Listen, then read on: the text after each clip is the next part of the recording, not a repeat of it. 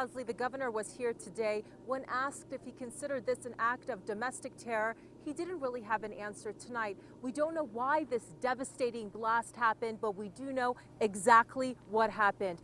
We are going to rewind you now an hour before this explosion, retracing every single step of the suspect.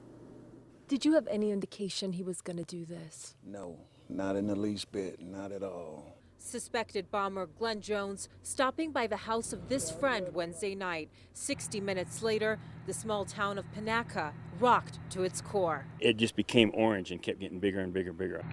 Cell phone video capturing the aftermath. Right before the flames, a neighbor saw commotion. The victims' kids hopping on their bikes, suddenly taking off. Then the blast, the body parts. I was still looking for people. His father, right where he's been for 83 years. You were sitting right here. Right.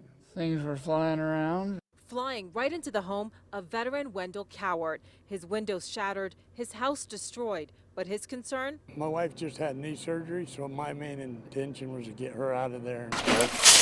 Today, the cleanup continues. The family that was targeted, shaken up, but leaning on each other, the community, and the governor for support. Thankfully, no one but the suspected bomber was killed. Still, we asked if the state emergency response in this remote town was sufficient. It worked. I mean, they drill, they practice, and the resources that were necessary were here immediately. And the family was able to escape in the nick of time. They ran to the house of friends living nearby. Coming up at 6, you're going to hear what they told those friends about what the suspect said to them only right here on 13 Action News. Reporting live, Masa Saidi, 13 Action News. Back to you guys in studio.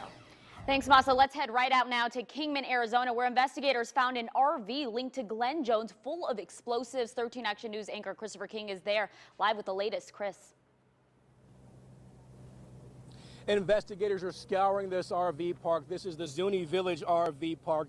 They're especially interested in a storage unit and an RV owned by the accused bomber, and they've cleared up this area as a precaution. Now, police are scouring this RV park here in Kingman. This is where Glen Jones lived for 6 months. Investigators say Jones set off the deadly blast in Panaca. So far, they found 40 pounds of explosives, some already assembled in his RV. Authorities evacuated the park last night. Tony Jenkins says he wants police to do a thorough job before he goes back. I don't want to go home unless they tell us they've looked and found out. They still got to go through a storage shed. I mean, there's a lot of trailers down there. Many of the people who live here are staying at the Kingman High School. A manager tells 13 Action News Jones was angry with his former employer. Now, as for that storage unit, police are still looking at the RV and the storage unit, and we hope to get back there and have a look ourselves later on. And we'll have more for you on this very chilling story coming up at 6 o'clock. We're live in Kingman, Arizona. Christopher King, 13 Action News. All right, thank you, Christopher.